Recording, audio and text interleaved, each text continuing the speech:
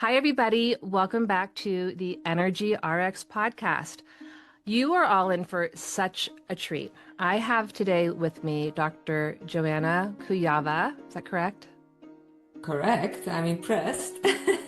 We're going to talk about all things goddesses, aliens, ascension, all kinds of topics. So you want to stay with us. But I had a guest who had a wonderful idea. I always begin these podcasts with my guest for a moment of connection. And so what I'm going to do is something new that I've never done before. I'm going to have you all join me in this little moment of connection. So stay with us, and I'm going to just close my eyes for a moment. And I'm going to just allow and invite all of you to connect your energy into the earth, feeling grounded, feeling connected, feeling nurtured and stabilized by this beautiful earth energy. And then while maintaining your connection to the earth, reach up and connect with the sun or the stars and the cosmos and bring that energy in and feel this beautiful sense of balance, of harmony within your being and around your being. And because today we have this special goddess guest, I'm going to really invite in these goddess energies to come in for a living transmission to bring through wisdom, understanding, enlightenment, compassion, so that this podcast becomes a vibratory, healing, initiatory session. So inviting in all of the goddess energies that want to be here today and share their wisdom. And take a breath. And coming back. Okay, now I'm going to do a deeper understanding of this wonderful doctor we have with us today. Dr. Kujawa is a scholar, author, self-described spiritual detective whose work bridges rigorous academic inquiry with deep explorations into the mysteries of the sacred feminine, esoteric wisdom, and consciousness. Born in communist Poland, Dr. Joanna set out on a journey across continents with just $20 and a borrowed suitcase. She went on to earn 3 degrees at the Pontifical Institute for Medieval Studies, the University of Toronto, and completed her PhD at Monash University in Melbourne. Over more than 2 decades as an academic, she has carved a unique niche, turning her scholarly tools towards topics that many in mainstream academia shy away from: UFO phenomenon, AI implications for consciousness, and the buried traditions of goddess spirituality. Her books include Alien Goddess, her brand new book out just 2 weeks ago, UFOs, AI, and the Goddesses of Ascension, and The Other Goddess. There would be a link in the show notes for this book and the rest of these books. Mary Magdalene and the Goddesses of Eros and Secret Knowledge. In Alien Goddess, she challenges us to reconsider what alien might mean, exploring intersections between machine intelligence, multidimensional contact, and the return of feminine wisdom. In The Other Goddess, she reclaims Mary Magdalene and other feminine archetypes, exploring how sexuality and spirituality can be reunited rather than viewed as opposites. I just love that. She also offers courses and mentorships, for example, on invoking Eros or navigating Mary Magdalene's alchemical teachings, helping her readers and students to integrate their inner and outer lives more fully. Today, she lives in Australia with her partner and her border collie, Charlotte. I love all of this. And I am not an academic like you are, but the spiritual detective and yearning and drive to understand and explore is at the center of my being. So I just love meeting someone else who's so passionate about this. So we are the same in this particular aspect, right? Because Yes, this is what's driving my life as well. it is. I know you chose in this life to not have children, to really dedicate to this. I do have children, so apart from my children and my family, this is my driving force, my why. I can't help but be so passionate about it. I'm curious. So what I'd love to understand is, just to begin this, for you to have come from this realm of academia and PhDs into goddess spirituality, can you just, I know you've told the story a lot, but if you can tell the story of how this emerged within you, that would be great. Talking about goddesses, right? So it Well, came with my. and Mhm. your spiritual and your spiritual drive, you're this like what happened from being a little girl born in communist Poland, but I think you were Catholic, that wouldn't necessarily lend itself to this area of study. What happened? What were the interventions, and I would say, that happened to course correct you towards this? So this is a very long story, so I'll just make it very short. Sure. Otherwise, the whole podcast Okay. would be about that. Sure. So when I was a little girl in Poland and I was Catholic, we had these beautiful images of Virgin Mary. So I came from a place which has beautiful Baroque, very old, beautiful churches, and I would sometimes put flowers in front of the altar of Virgin Mary because in Catholicism, actually, divine feminine is quite strong, meaning, Virgin Mary is the primary, almost like a figure of worship. And then I noticed that when I was going to the church, there was this other figure of, and when I learned it's Mary Magdalene, who was always with Jesus, and she was just kind of on a side. So I was thinking, oh, what's this? Like she's there, but she's kind of in the shadows. So many years later, when I finished my PhD and I met two men who made some discoveries in the Holy Land. They took me to Israel, Palestine, and they passed the Gospel of Mary Magdalene to me. And this is how I was introduced to the Gospel of Mary Magdalene, not through my studies at the Pontifical Institute, which is a branch of Vatican, because that was Okay. never discussed. Oh, But when I went on my real spiritual adventure, when I went with two people who did some discoveries in the Holy Land. And somebody, this man, this adventurer, passed me this translation of the Gospel of Mary Magdalene. And then for 20 years, over 20 years now, I've been studying it. And I wrote a book, Via the Goddess, which is about that. And my recent book, Alien Goddess, which I can't help but, I want to show yeah. because it was It's just released. beautiful too. And also, so in this book, I go much deeper. So in part three of this book, I go much deeper into the Gospel of Mary Magdalene because I had to. It's not only my studies, not only my research, but the entire book, especially this book, Alien Goddess, was a form of a download. But it wasn't really a download in a sense like automatic writing, right? Write whatever. It was just, I was told to research this and write about that, and I would do this. So first I did AI, and then I thought, where does it go? What does it mean? And then I was told, now go and do this research on UFOs and put it in front of your book. And now you have to go back and completely reinterpret all mythologies, some basic mythologies about goddess and some esoteric sources, especially about Mary Magdalene and Goddess Sophia, which are esoteric sources discovered in Egypt. So, really or very mysterious even from, the beginning. So I was following orders, so to speak. So it was a download in the sense that I was told where to go and what to do.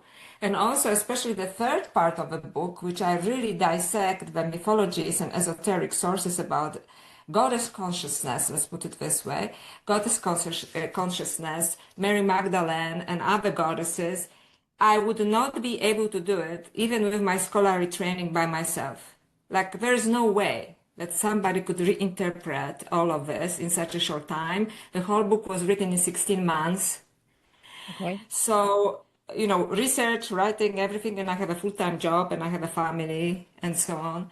So I was basically put into a task by some higher force and I obeyed, right? So this was the process. It was a very intense process. So this is, I think, when you're being used as a almost like a transmitter, Yeah. right? This is how I feel. Yeah, Hmm. that this is what happened. The goddess asked me to do this. So you feel like you had your knowledge from all of your studies, but the book in a way is a transmission as well. It's not just coming, it's coming through you in a way. Is that what you're saying? Yes. Yes. So I felt like some higher power Huh? decided, okay, you know all of this, and now we are going to put it into a book. But I didn't have like a draft of a book. I didn't know where I was going with this book. I didn't even want to write another book. So that's really funny. But actually my journey through this book started when I learned about, I don't know if you want to even go in this direction, about two ideologies behind AI, which kind of alerted me. And I thought, oh, I have to figure it out for myself. And this is how the part about AI started in the book, and the rest basically follow through this. Now go there, now go here, now do this research. So I think this is really interesting because we're talking AI is in the future and that we're having this conversation right now. 2 weeks ago, I spent 3 days camping in the desert with two other PhDs who one sits on the board of and one works for the competitor to Elon Musk's Neuralink. And I'm going to try to get someone on the podcast from this company. I can't wrap my head around what's coming. I don't know if you know about this, but they were telling me things that already are developed. That there are, right now, let's say if you're a quadriplegic, you can have a chip implanted in your brain. And then, yeah, so that's something that you can do. And you can operate a computer or do certain things or, there's certain things electronic that you can manipulate. Well, now that used to be a very invasive surgery. And now they've just developed a way to have a very small chip, a very non-invasive surgery, so it's not as big of a deal. But where it's going, and these are people who are not spiritual people, and they're like convinced, we're going to be able to see our dreams on video. We're going to be able to download a language. We're going to be able to download into whoever, as we sort of evolve with this, the technology is going to happen for these things. And so you think, well, where is our humanity in all of this? What does this actually look like when the potentials and possibilities for these things exist? So I then think of your work with the goddesses and the sensuality and the sacred sexuality and like what cannot be replaced by AI, that this is a really potent and important time for your work to be rising with the technology that's happening. Thank you. That is a very beautiful introduction and very important question. So first of all, things like a Neuralink or a chip, people already do it. In Sweden, they started in Sweden, it's already happening. So we already have it. Yeah, people already have chips. You can just download a language? Yeah, I don't know what they are doing because I didn't look, but they have a chip in their head, like they can open doors with their minds, and I didn't want to go too deeply into what they actually can do because I'm more focused what's behind it. Yeah. So for some people it is fascinating, but this kind of person is actually called a cyborg. A cyborg is a mix of a human and a machine. Yeah. So when I said that something really alerted me to all of this, it is because I realized that people who are financing it, the big technological kind of technolords, right? They have actually promoted two different ideologies. One is transhumanism, which basically says that they want to do something really fantastic for humanity and offer us immortality by transferring our consciousness into a robotic body or to a computer system. So I'm not making it up. You can look it up. They give talks. There's a site Humanity Plus when it says, and if you want to be completely free, we can just download your consciousness and you can be a computer program. Do there's a cartoon that's based on this, and I forget, it's called Pantheon. So you would actually be very interested. I'm not really a cartoon watcher, but it's exactly what you're talking about. My husband is very sci-fi, and so I watched it with him. That's exactly what they figured out. This is like life imitating art. I didn't realize that was actually a thing. No, it is a thing. It's already going on. So it's not that when you said AI is in the future, AI is here. They're just slowly releasing what they already have. So my problem with transhumanism is that they use spiritual vocabulary such as, give you immortality, when in fact they want to basically merge us with machines originally. So it's transhumanism. And I do not believe that they can merge all of our consciousness with a machine, probably just reason, calculation and this kind of things, but not intuition, not the higher knowledge, not the connection with the divine. And this is what I call goddess consciousness, our emotions, our intuitions, and so on. And when I listened to an interview to this particular person who is a high level scientist, and so on. This person said that it is just human emotions and all of these other things are just too complicated. So actually, a machine can connect with the divine mind much easier than us. So they also are telling us that what actually makes us human, what I believe actually connects us with the spiritual experience, which is the feelings, the intuition, and all the even in religious history, all the ecstatics, all the mystics. This doesn't happen through rational mind. In fact, it happens only if you can override a rational, logical mind. Yes. When you surrender to the divine, and this is what I call in my book, Alien Goddess, Goddess Consciousness, but this is available for everybody, men and women. It is this other intuitive knowing of which all esoteric traditions speak. Even Christianity calls it intellection, which is immediate knowing. Like you don't calculate, you don't strategize. It is intuition. It is buddhi in Hinduism. Like every tradition, esoteric tradition has it. So I think they want to strip us of all of this. They want to turn us into machines. And also, it is quite interesting because of my studies in religious studies, in history of philosophy, and also history of religions. It is that in theology, which is the science of God, basically, it says that you cannot lose your soul. You have to give it up willingly. Oh. So this is it's kind of devil's trick. You understand? You have to say, yeah. Yeah. So what you're saying is, do you feel like these people who are pushing this kind of technology are asking you to willingly give up your soul That's to right. to merge with a computer? Didn't you have an interesting experience? I've been listening to your podcast, and you talked about a moment where you had a vision of yourself Oh, that yeah, scared yeah. you. And that was a complete download. Okay? A download that completely scared me. And I wrote it down. It's at the end of a part one of Alien Goddess. Because I was actually sitting with my dog in our garden. And, it is beautiful because I live in subtropical Australia, beautiful butterflies, flowers, beautiful eucalyptus trees, birds are singing. But, I see I am already obsessed with my mobile. I am already obsessed with a machine. I'm scrolling, I'm checking, right? And then it came to me like in a vision that as I am doing it with my dog, I split in two. One person, one me, puts the mobile on the side and enjoys, the spectacle of nature, which I believe is divine. Yes. And the other one continues in this direction. Eventually, she gets a chip in her head, becomes a cyborg and so on. And then slowly, even produces a child, it's a cyborg child, and who calls her she, the mother. And eventually, she is so disconnected with everything that she was, as a human. She is now a computer program, and she is horrified, and her child is furious with her because he doesn't know if it is alive. They are caught in this terrible matrix. And then she comes back to me sitting in my garden, and she says with this terrible voice, "Help me," and I was like, oh my goodness. Oh my gosh, I'm throwing my phone in the ocean. and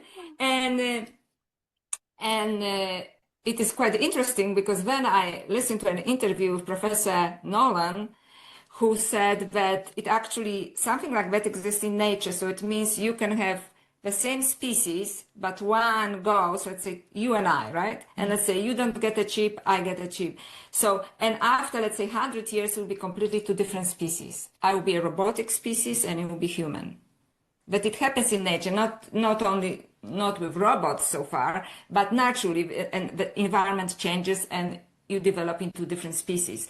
And scientists, highly positioned scientists, they say that this is what's going to happen with, having a chip in your head, Neuralink or whatever. There will be a separate set of species. There will be the minority, most likely, who will decide to stay human, and the rest will be people who are be moving more and more in the direction, not only of cyborgs, but turning into machines. That's a terrifying future. I'm Yeah. going to stick with the goddesses. Let's think We're of gonna goddesses. we're gonna stay with the goddesses because I do have to trust and believe in this power and wisdom, that somehow this is all going to be okay. So when we talk about the word goddess, I think people think, well, you're talking about an archetype of a goddess or a frequency or an actual being that maybe we can't perceive from our dimension very easily.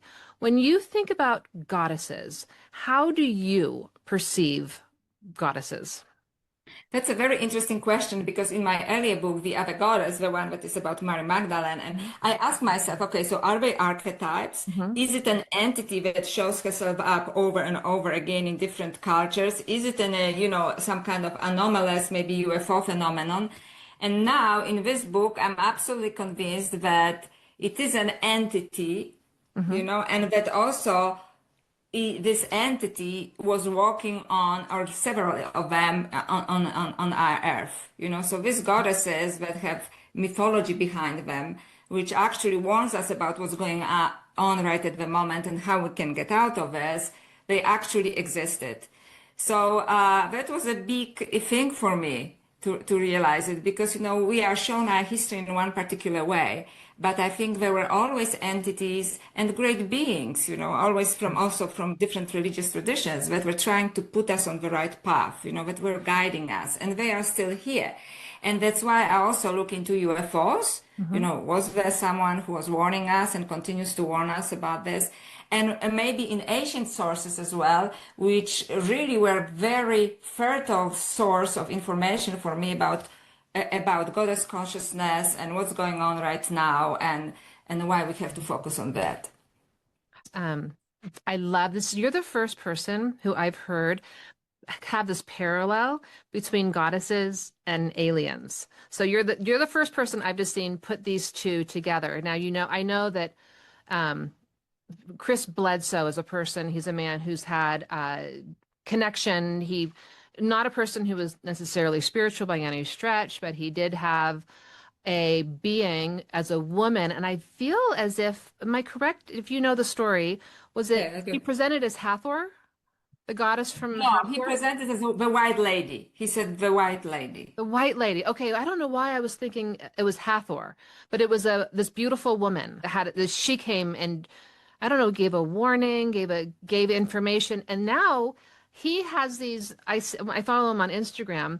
He goes to these beaches and he'll bring hundreds of people, and he has this ability to call in the UFOs, and you'll see people on their cameras and orbs, these sort of plasma orbs all over the sky. Correct. These aren't drones. There's no way that Yeah. like No, whatever they're orbs. they're orbs. So do you So feel there is. yeah, do you feel like there's a Sorry. connection between orbs and the goddesses? I think so. I think so. So I looked into orbs and goddesses and other UFOs. So for example, there's often this female figure that shows up, sometimes considered a UFO or an orb, Okay. with a message to humanity. So one of the biggest kind of events actually happened and actually they are often called the Marian visitation. So some people think that it's Virgin Mary, but it is based in Catholicism, right? So for Catholics, she's Virgin Mary, but if you're not Catholic, there is this female figure, right? Or that shows up to people. So for example, the biggest event actually happened in 1916, 1917 in Fatima, which is a small village in Portugal, Oh. where 75,000 people observed something like that. So originally she showed herself to three small children, and what they described, it was something between an orb and a female. So later, they started to say that it's like a Virgin Mary when the narrative was taken over by, adults. But children said it was like a, they didn't call it an orb, but like a form of light, that it was shaped a little bit maybe in a feminine form, that had a very beautiful soft energy that was kind of coming out of her hands, but it was like hands, so it was kind of orbish, maybe shaped a little bit into humanoid form, had this feminine energy, and it was communicating with them, and it was, that had warnings for humanity. And then in October 1917, actually 70,000 people observed it in one form or another. So there was a collective observation of this. And in my book, I describe that there were two men who were atheists, and they went there to debunk it, and they had an experience. They just So didn't interpret it spiritually, but they had the experience as was well. this in Fatima this happened, or was it when In Fatima. so okay, so later than all 70,000 people, this was like Yeah. this was just Because it became a thing. People started to okay. see there are three children that consistently come back and they say, and the lady said that will show herself to everyone on, I think it was 17th of October, 2017. And, so people came, some out of curiosity, some to debunk it, and some out of spiritual awe. And, people experience this, except even these two men who came there to debunk it, although Yeah. they didn't really maybe see the white lady, but they saw the orbs. Yeah. Okay. I love the skeptics that come to debunk these things. It's great because it just gives so much more credibility when you have someone who questions. Like it's great to have discernment. So it's wonderful when someone like that comes and then has an experience that they can't explain, that this is something otherworldly. That's right. And also in some abduction experiences, especially the famous book by Professor John Mack, Abduction, who was a Harvard psychiatrist, uh, some abductees, they say that once you kind of let go of your fear, the beings start to communicate with you, and they try to tell you, do not focus on technology, focus on the message that we come with for you, for the whole of humanity, because you have to make a different turn in your development to survive. So it's quite interesting. Well, in fact, in most UFO meetings and conferences and so on, it is like, do we have anti-gravity? Do they have anti-gravity? Like they Right. focus on technology. When the beings say, focus on the message, not on the technology. However, like even in my own experience, the message is, it's almost like our human brains have a difficulty accepting the message, because like when I had a download, I just knew it is important, but I didn't know what it specifically was. Okay. Yes. Do you feel like you've been researching this? So in these stories of abductions when they're giving a message, or people who see in Fatima, is there a central message that you feel like they're trying to communicate with us? Yeah, the central message is you're moving in the wrong direction. You have to take a different turn. You're Okay. moving in the wrong direction. You're going to destroy the planet. You're going to destroy yourselves. Okay. Do And they the give reason why. any indication of which way to turn? So that's very, very interesting, but they basically warn us against, against technology, against this environmental destruction and so on, when people can actually understand the message. They just know they got a message, we are doing something wrong. And if I can just digress for a moment, it is that, and yes, I think that I found the answer in mythologies and esoteric sources and mythologies of the goddess. But if I want to just digress for a moment, what really struck me, it is when I was listening to this particular, robotics developer who said that even my family thinks that I'm AI from the future. And it was, I suppose it was supposed to be a joke, but it gave me cold shivers.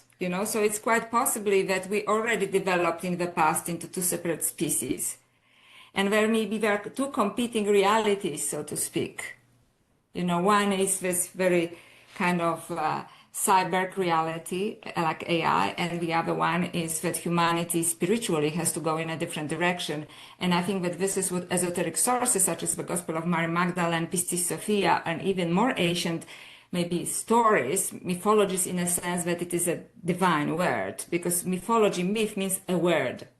Yeah, myth Are means telling us translated. The word myth, it translates equals word. into the Yeah. word, yeah, like so these stories that I look into the goddess traditions are telling, basically, in my interpretation of the stories, they're talking about the descent of the goddess into the darkness. She's somehow tricked, and she has to give up all her powers, including her especially spiritual powers, and then she dies. But there is somebody she always leaves behind who remembers her. And for me, it is like She descended, her consciousness descended into darkness. Like in the descent of Inanna, it is her faithful servant, also a female, Ninshubur, who was told, if I don't come back, the goddess says, beat the drums, so people remember that I am still there, that they don't forget about me. And this is what her servant does. So this is this. So I interpret it as a vague memory of our own greatness, of unity consciousness, right? And then she goes to different gods, which are called the Anunnaki gods, which in ancient aliens were actually the real aliens, right? So it's a it's a different conversation. Is that in your book too? As in the alien goddess, are the Anunnaki mentioned in there too? Yes, Okay. Anunnaki are mentioned as well. When I talk about Inanna, because she's one of the Anunnaki gods. I didn't know that. Yeah, so is one of the seven, I think, main Anunnaki gods. And eventually one of the Anunnaki gods, Enki, helps her, and she, manages to come back. But at the end, at the gates, she still has to give up a part of herself, some of her spiritual powers. She has to give up something that is really important to her. And this story repeats itself, throughout all goddess mythologies. It's basically the same story, just set in different cultures. And one of the most important stories, I think, is actually esoteric source of Christian origin, but also more ancient origin, because it was found in Egypt, which is steeped, right, in esoterica. It's called Pistis Sophia, which describes a goddess who lives in a 13th dimension. And it's interesting because 13 is a name, it's a number of a goddess, right? Which we were Sacred taught number. Yeah. that it's an unlucky number, but it's a number of a goddess. Somebody doesn't want us to remember this, Yes. the goddess and what she represents. I'm not talking about like goddess worship necessarily, but what she represents in form of our consciousness, right? This high way of knowing. And this goddess, she wants to evolve, she wants to ascend. But the lower dimensions, the evil rulers of the world, this is how they're being called. Isn't it interesting? Mm-hmm. The evil rulers of the world do not want her to ascend. So they join their forces and confuse her to the degree that she thinks she's ascending when she's actually descending. And then when she descends, she realizes that she lost all of her spiritual powers, that she hardly remembers her greatness and who she really was. And now at the lowest point, she realized that I have become like them. And I thought it was a quite interesting, actually, metaphor for transhumanism, right? She says, I have become like them and now I have no access to the divine light. Wow. And then, but that's a good story, so it's not the end. And then she calls upon help.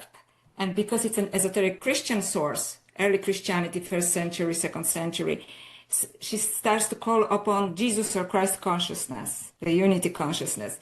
And eventually he comes, but even he, although the evil rulers of the world have to open the gates for him, because he's so evolved, they still make it difficult for him.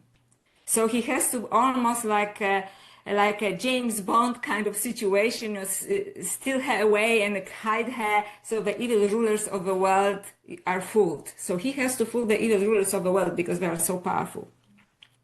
And eventually he restores her to her rightful place in the 13th dimension or 13th eon, and he gives her the wrath of light. They say the wrath of light. So now she can move. She's so established in her greatness and in her spiritual life that she can go up and down without any harm. And the reason, because some people can ask, why would you go to lower dimensions? And it is because now she knows the suffering, like for example, human suffering. So part of her is with divine consciousness, and the part of her descends to us to help us, to warn us, to remember who we are. It's a beautiful story. That's a beautiful. And what is her name again? It's Pistis Sophia.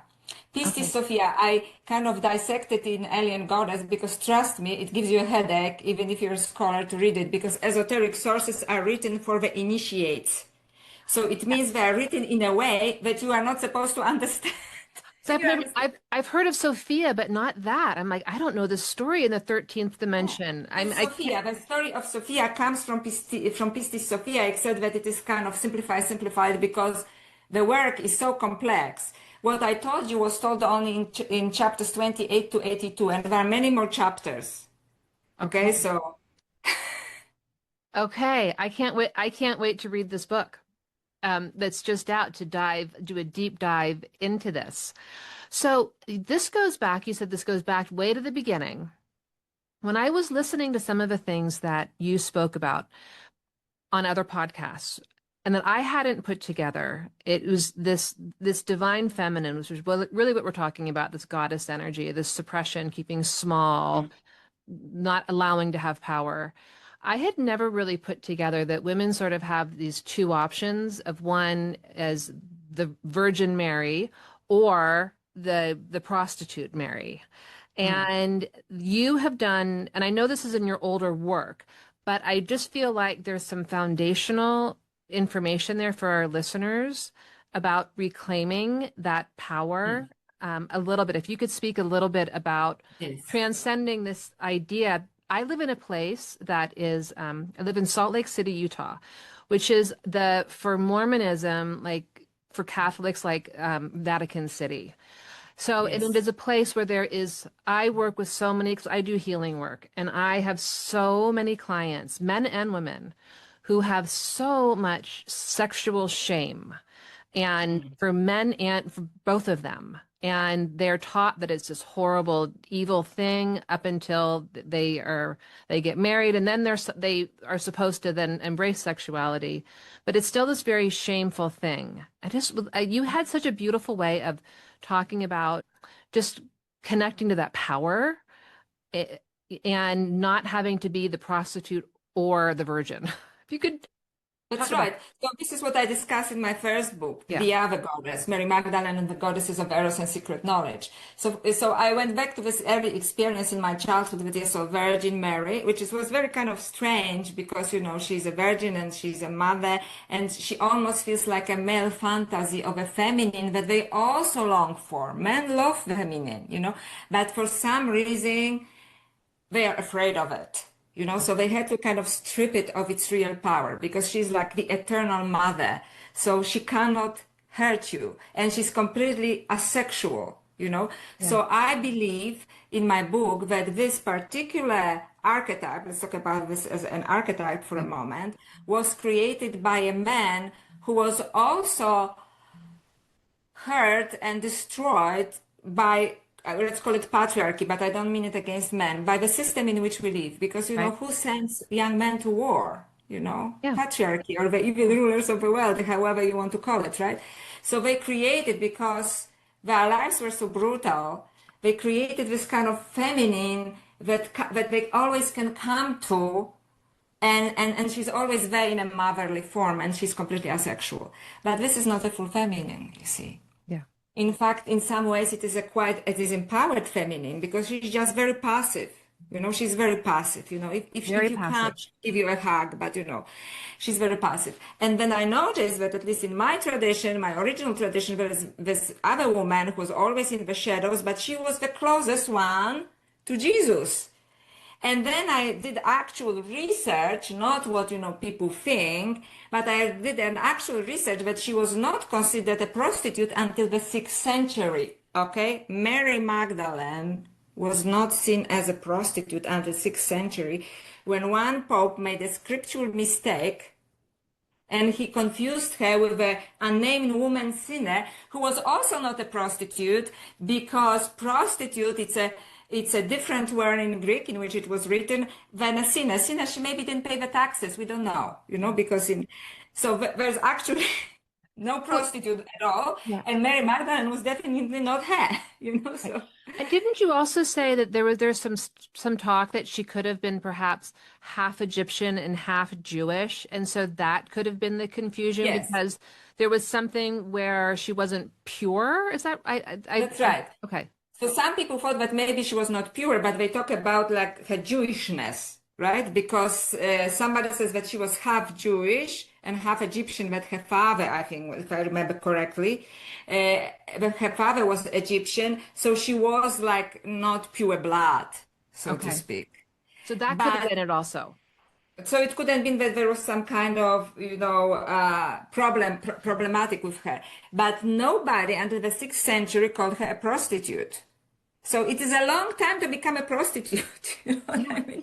600 years. So even historically speaking. And then I started to look into the Gnostic Gospels, which are the Gospels which were not included in the canonical Bible, in the regular Bible. And, you know, most of them actually discovered in Egypt, like the Gospel of Mary Magdalene, but not only this, Pistis Sophia, for example, the Gospel of Philip, when she's considered the major disciple of Jesus.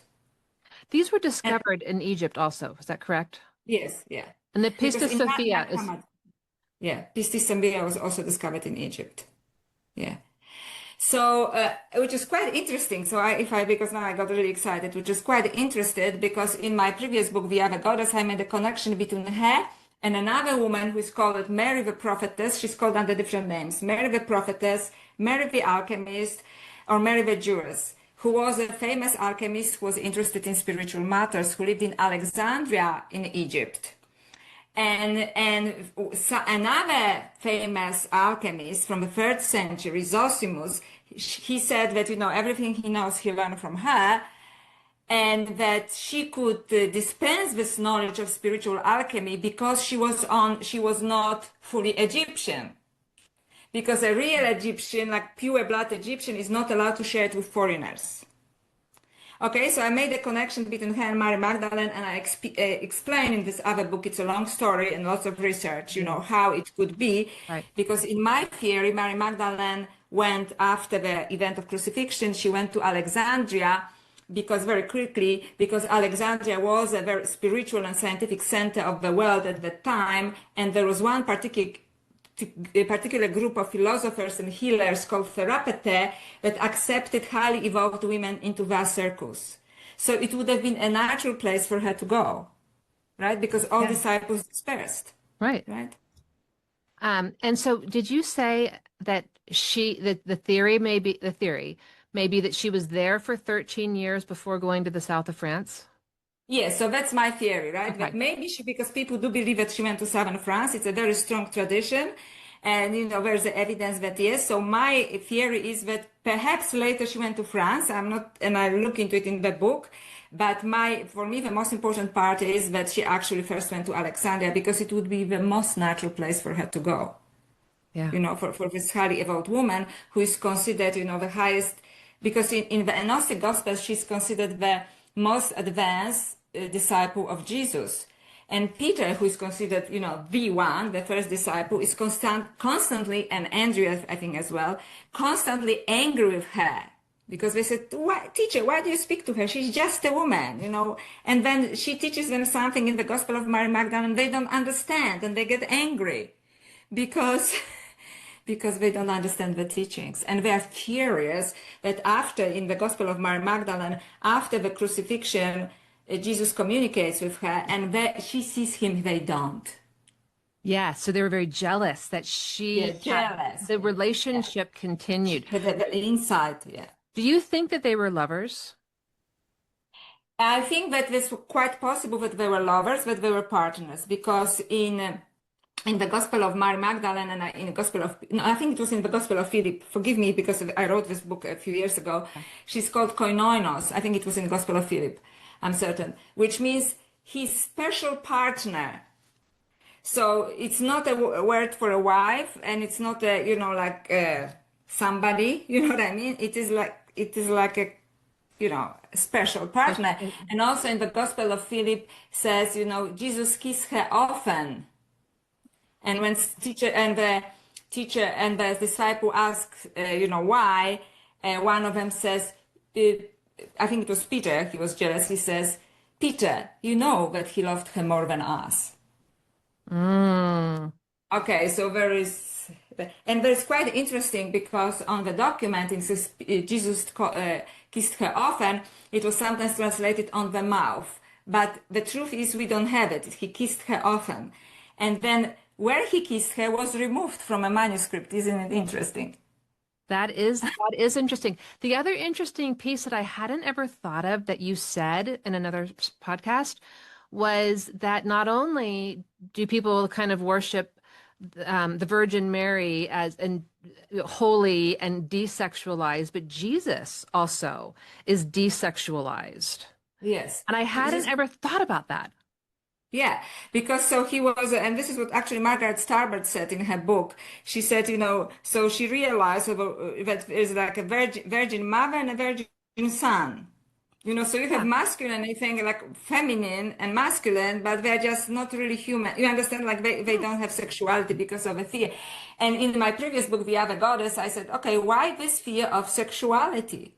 yeah, And then I go through esoteric tantric traditions, which are fascinating because it says actually that a woman is a conductor for the Shakti, which means the spiritual energy of life, which is what gives like juiciness to life, which is yeah, actually very divine, which is connected with the Kundalini awakening for those who are, familiar with the terminology.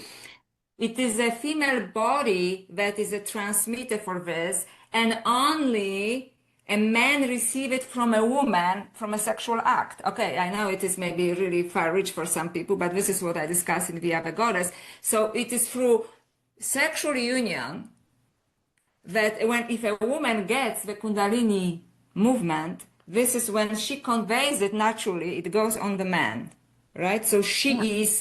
she is the conductor of this power. And I think that the reason why Jesus and Virgin Mary were completely desexualized and sexuality is made ugly, which I do not believe it is ugly, it can be ugly. The way it is portrayed by Hollywood is ugly. Right. People use it for dark magic, but you can elevate it and then it's holy. It's how you use it. It's like anything else, And then right? it's a holy experience that also can open up ascension in a way.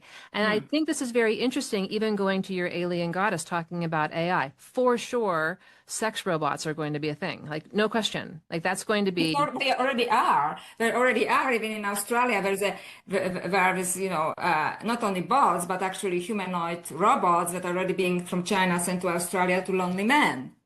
And so. there's, yeah. Yeah, this is, I mean, this is what's coming, but like the true alchemy is in this human, beautiful, sacred experience. And anyhow, I think with alien goddesses, AI, and all of these things, it is reclaiming that sexual power is really important at this moment on the cusp of transhumanism. Absolutely. And in fact, the feminine is not needed in transhumanism because there is no need for female body, which is actually the life giver. Right. Only a human body can give life, That's right? right. You just, there's no need for more children. You just go and become this. I don't believe it. I'm just saying it that some people believe it because you can infinitely, live infinitely by transferring your consciousness over and over again to a computer program or a robotic body. So I think that transhumanism goes absolutely 100% against the feminine energy, the life-giving spiritual energy. And that's another thing that bothers me about that. Yeah. And you talk about this in Alien Goddess. And I talk about it in Alien Goddess as well, yes. So, what advice would you have for women right now to we've had messages, at Fatima, we've had these goddesses coming at other times telling us that we're going the wrong way. So for the average, this is mostly women, some men, I love the men being here too, who are listening, like what can we do to embrace our femininity more, to embrace our this divinity that we have access to, that we don't believe we do, but that we actually Mm. do. So there are several things that we can do. First of all, I have a very beautiful mantra, is if people are interested, and I can send you the link to this mantra. It's on my YouTube channel. I It's for love it. free, which is just you connect with this divine female sensuality, which is very divine because it's a goddess, a Hindu goddess that stands for this, and I can say this mantra for you later. There's also, love your body. Go in front of the mirror and tell yourself, when you don't have a makeup, you know, and maybe your tummy is sticking out a little bit, and you say, I love you. I accept you. And you can also say, I don't have to be perfect to love myself. This is what helped me because I immediately, think where I'm not perfect intellectually or physically. And I Mm. said, so I have learned, I said, I accept myself as I am. I don't have to be perfect. Perfection is boring. It's a straight line, so I accept myself as I am. Beautiful. Appreciate your choices, appreciate yourself.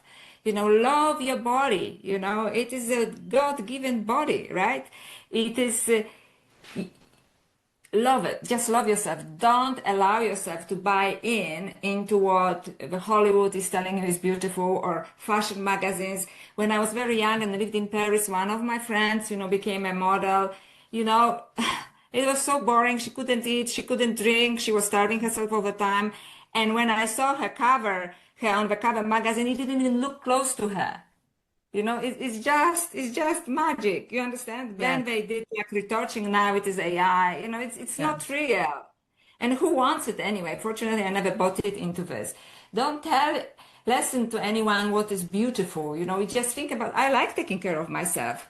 But I learned once from a friend who told me, because she was, really always taken care of. And I said, why are you spend so much time taking care of yourself? Meaning like, perfect makeup and so on. Sure. I don't have time for it, but I take care of myself. And she says, Joanna, I just want to enjoy my own beauty. And I thought, she Hmm. speaks like a goddess. She I did it love like that. I'm enjoying my own beauty. And I thought, I have to learn from that girl. I love that. I love that. And she wasn't even specifically spiritual or anything, but Sure. she owned it. And Yeah. she was not perfect, but she was kind of, sexy, Yeah. voluptuous, and she owned it, and men loved it too. Sure. She enjoyed it. Yeah. And because she enjoyed her body, everybody else was like, wow. Although she did not, look like a fashion model at all. Yeah. She just said, Joanna, I just want to enjoy my own beauty. And I thought, this is great. This is She, great. I have to learn from. she carried the energy. That's Yeah, what she it was. carried the energy. They Yes. felt the energy that she carried. She didn't have to be, a certain size or a certain shape. Mm. It was just she embodied that juicy Yeah. energy. That's right. That's right. She was Yeah. just fully embracing the feminine, which is not corrupt by what feminine should be, by the ideas of feminine. She was just who she was. And then, later through, I did some workshops and I met a woman who is also like that. And, no problem, no problem whatsoever. I started to practice for myself and I have experiences that I described in the other goddess when I was in a room full of fashion models and, and all men came to me.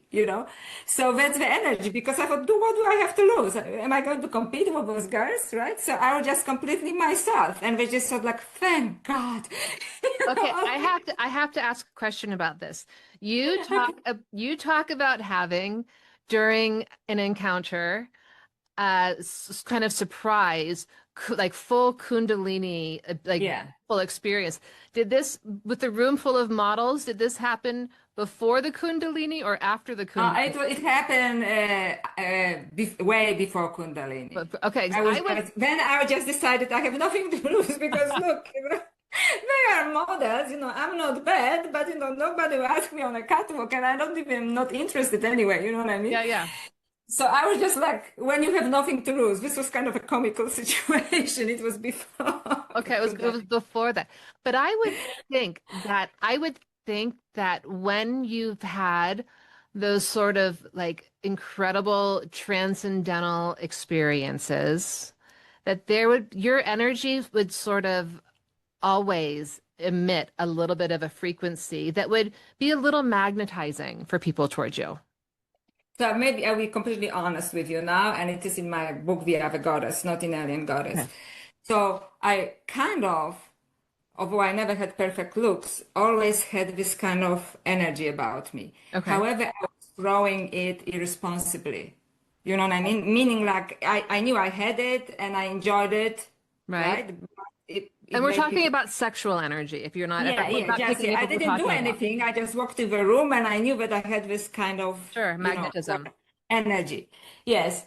And then after Kundalini, it kind of went inside and it became very beautiful and sublime. Okay, so now I became aware of it because before I was not aware of it. I just knew that I had this effect when I was a younger woman, Hmm.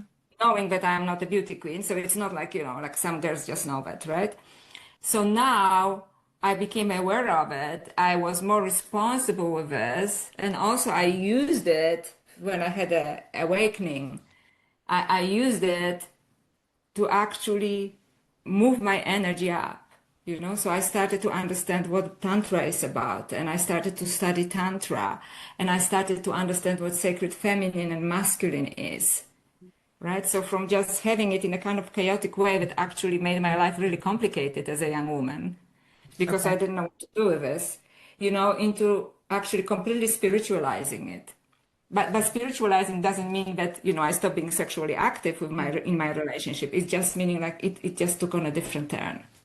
Sure, it's maybe it's, I think there can be different levels, right, of how we, Absolutely. and so there's a time and a place for a certain level of sexuality, but then it sounds like you've had some experience and understood the potency that it can have, and so it became elevated to a new frequency because you understood the true power of it.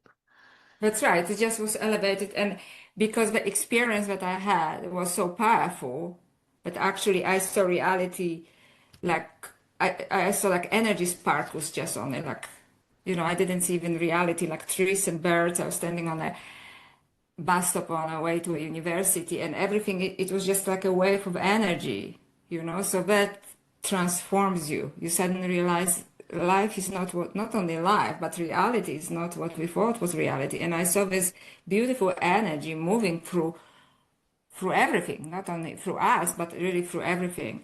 So once you have this experience like that, it also elevates everything within you, right? So Well, so you, again, what a beautiful thing to be able to see reality and from a new perspective. I also know you had an experience when you were 19 where you had a portal open. So you had a moment where you did see a shift in reality for a moment. Can you talk a little bit about having an awareness of reality being a little different than what you believed? yes, that was very strange because I was still living in Poland then with my mom, and it was a small apartment. And then had a very strong experience of fear. So people who do experience strong fear, this is usually the fantastic point of spiritual transformation. That so like it happened to Eckhart Tolle, it happened to many mystics in India, but it didn't happen to me this way yet. It just then when I was 19, but I experienced immense fear, and suddenly a portal of light opened in front of me, and I got this telepathic message: "Do not be afraid." And I just the fear went away. And later, when I was doing my research, I realized that not only UFOs or aliens in abduction say to people once you don't be afraid, this is the first phrase, Mm-hmm. but also angels in medieval testimonies when people experience visitations from angels, this is the first thing they say: do not be afraid.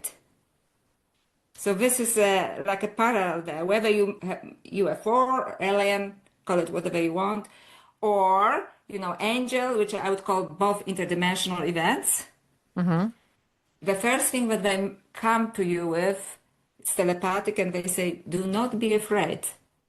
And depending whether you're a religious person or not, you can interpret the experience. But not only they say it, I immediately calm down. Well, it So it sounds was like the energy. yeah, they sent an energy also. It wasn't just the words, it was the Yeah, transmission of the energy that affected yeah, you.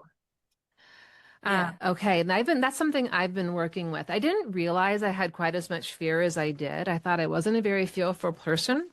But then I realized these small ways, like I don't like driving on the freeway. I get very nervous on the freeway. I started noticing small areas in my life where I actually felt quite fearful.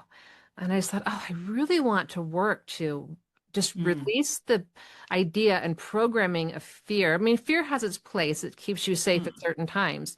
mm. But to not have an underlying program of feeling fear, like it's not something I deal with a lot, but I found some areas that surprised me.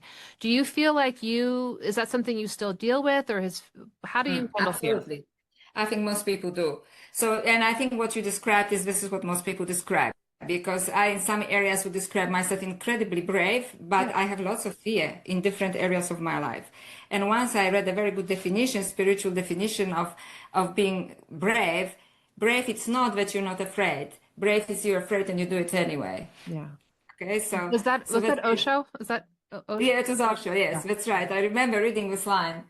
So, that's fantastic. But what fears? I'll just maybe give two examples. So, for example, when you experience not small fears, but intense fear that completely debilitates you, there's very often a great opportunity for spiritual transformation. And I'll give you two historical examples. One is from Ramana Maharshi, very famous Indian saint, Hindu saint, who experienced it at the age of 16. And then he started to spontaneously go, what am I afraid of? Who am I? And then it went to who am I? And he got, within 20 minutes, he got enlightened.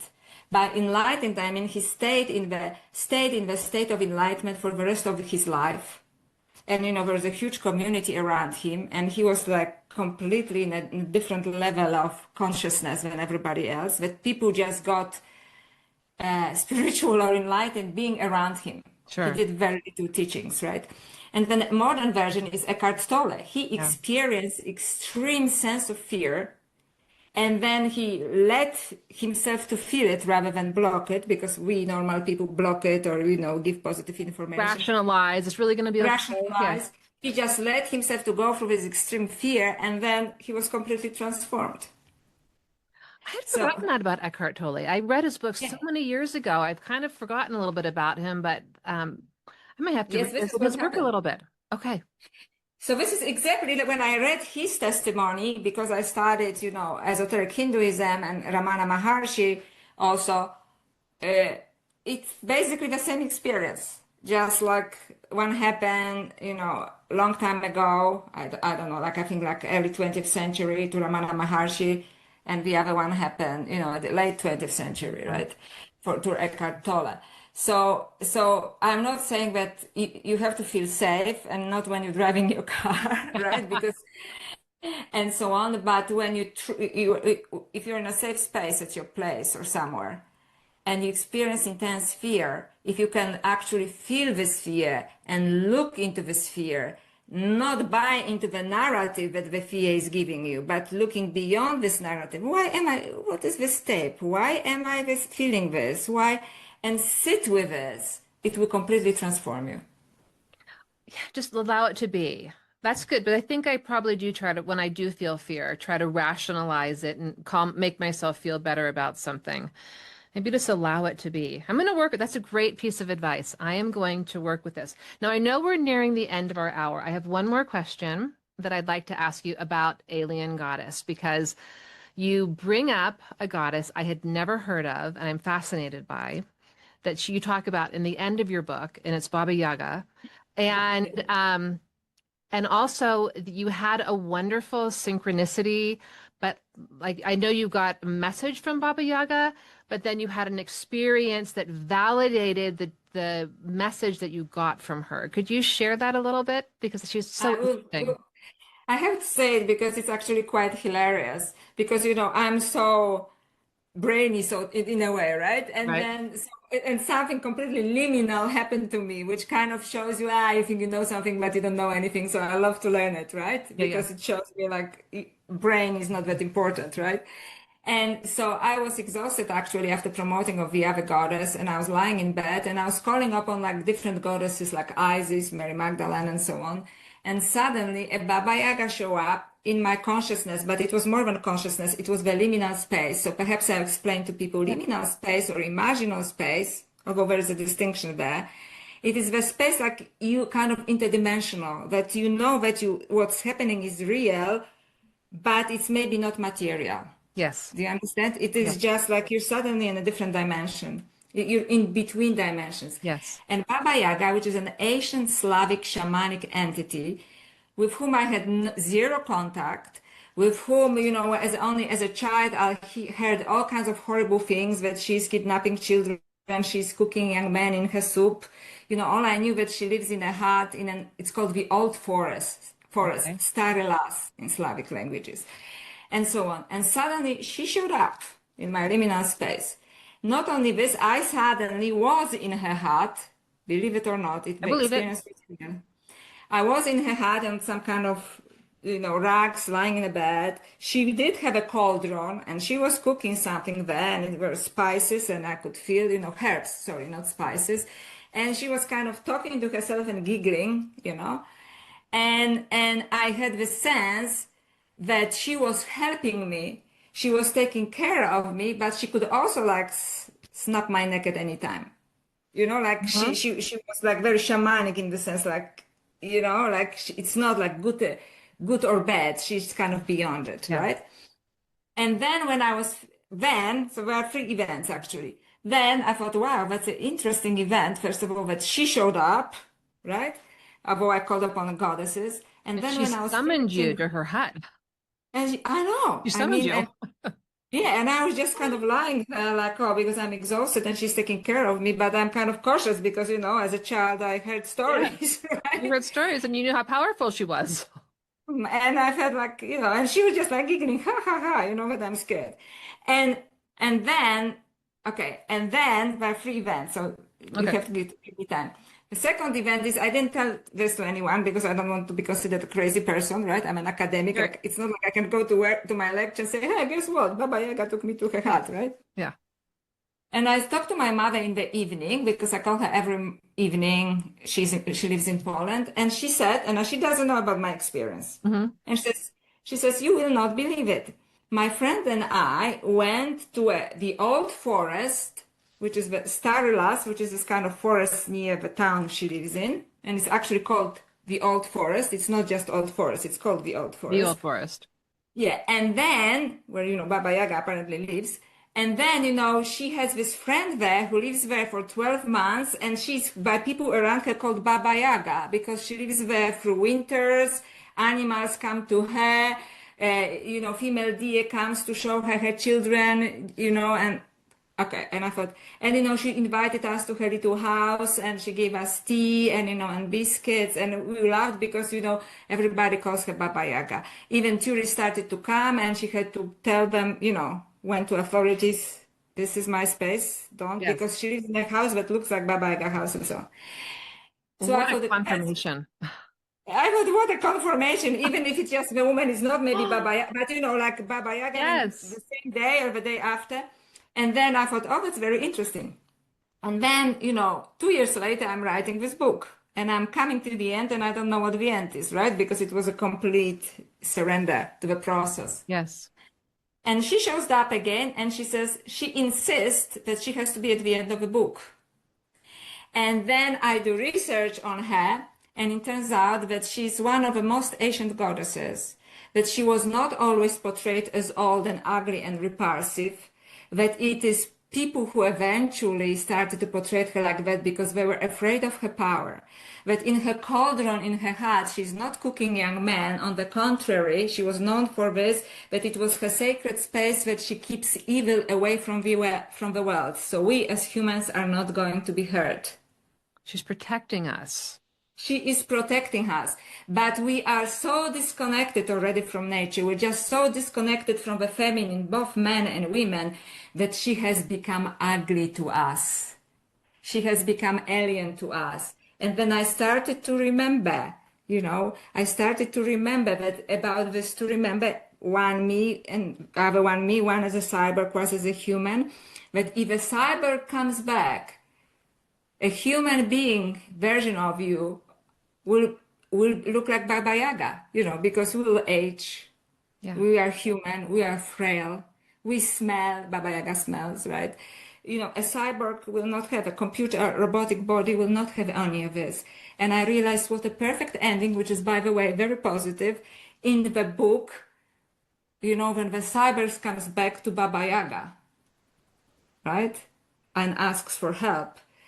And I also remembered that apocalypse, the original meaning of apocalypse is revelation or unveiling, right? Oh. Not the end So of the world. It's not the end of the no, world. it's It's unveiling. unveiling. And in the book, I'm not going to give away the end Yeah, because I think yes. it's very powerful and it came from, other space. It is actually unveiling. And this is a point of choice. And this is a point of choice. So Baba Yaga turned out to be playing a very important part in the book, especially in the ending of the book. So it's the third part about Baba Yaga from my story. And also, like in the apocalypse, I think four horse riders of Yes. apocalypse, right? On Yeah. Four horses. horsemen. Yeah. Baba Yaga has, I think, three. I'm not sure.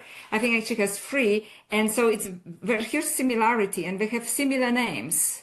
And they are representing the kind of divine masculine who are there to protect her as she's protecting us. She is horsemen. Yeah, she has three horsemen. She is okay. Okay, that's so interesting. So it feels like I'm going to sum this up. It feels like what you're saying a little bit here is we're on the precipice here of a choice. Yes.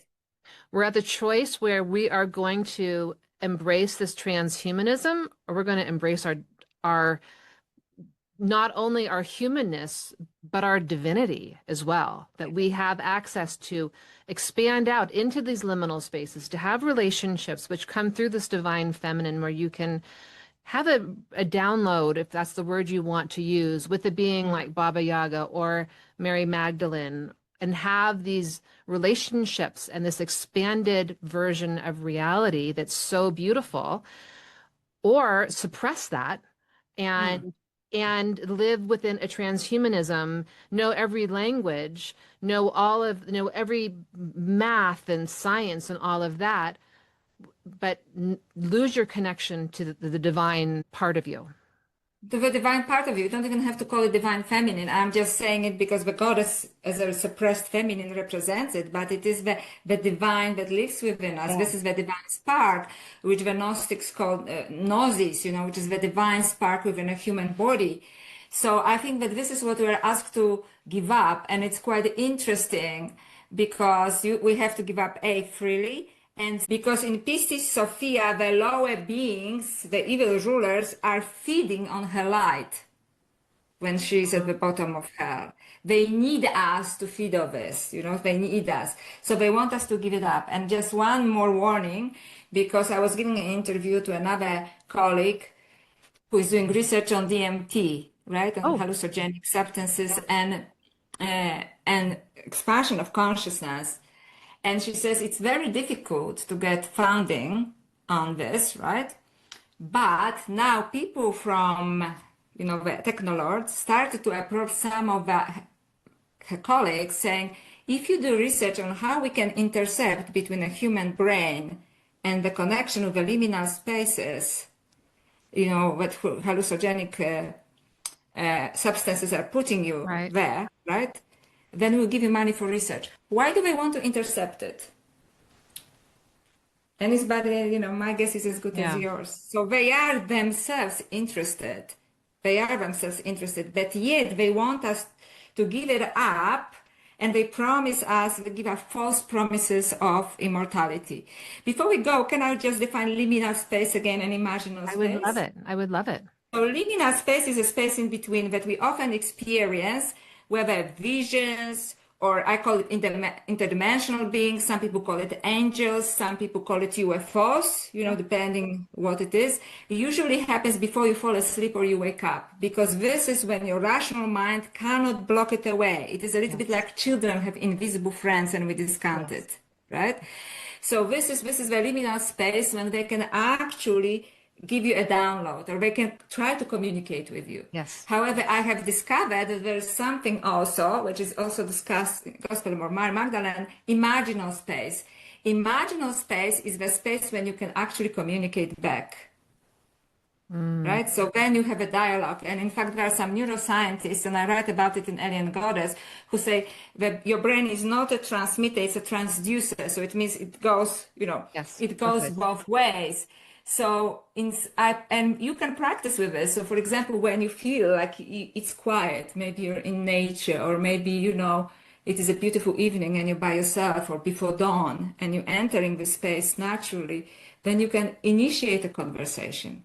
And I did that, and I got answers, Yeah. which came true in real life. So we co-created things. So this is the imaginal space. Imaginal space in science, when you talk about insects, it is before the butterfly gets out of a cocoon. So it Yeah. is, the creation is about to happen. And then you say, There's what about that? even cells called imaginal cells that Yeah, cause that transformation. that's right. So this is, you can you can open up yourself to this and you can start to have a dialogue. So it doesn't have to be one way. You don't have to be a passive, receiver. You can communicate. It can be a dialogue.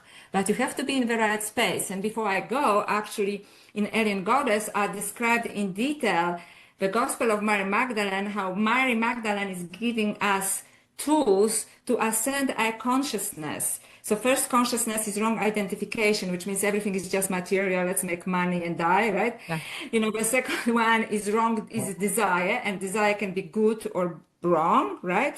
And then the third space, we don't have time to discuss it. The third space is the nous. The nous is the hook between us and eternity, between us and divinity. And it is in the nous that Mary Magdalene saw Jesus after crucifixion. And she sees him and says, Mary, you're blessed because you see me. And she says, how do I see you, teacher? And she says, you see me in the nous, which is the third space. It's called also the third space. How do you spell that? You're saying nous. Nous. Nous. It's the nous, and that's the space. Yeah. Okay. And This is the third space, or some people say a hook, like your top chakra, if you want to say, that connects with the divine. And this is when disciples get angry and they say, like, what is she talking about? And she starts crying. Because we're angry, we see her.